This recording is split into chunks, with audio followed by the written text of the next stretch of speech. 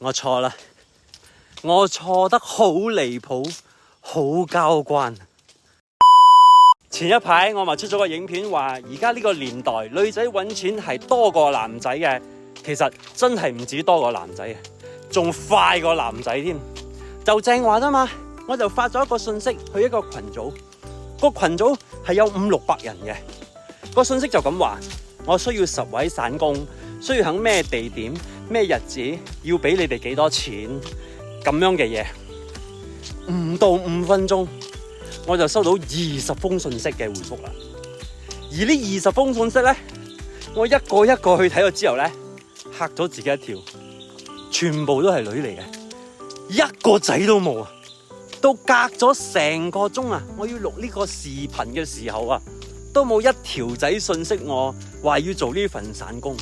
喂，普通嘅散工嚟嘅啫咧，唔係 model 咧，點解冇男仔應聘嘅？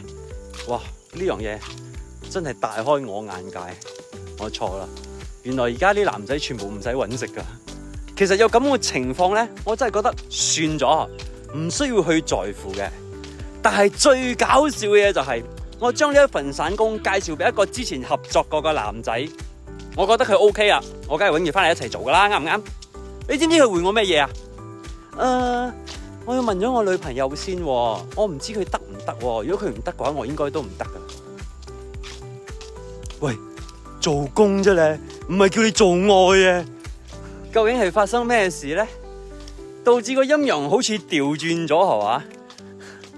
我冇話唔啱，我亦都冇話係錯嘅，我只係覺得，咦，原來咁都得㗎喎。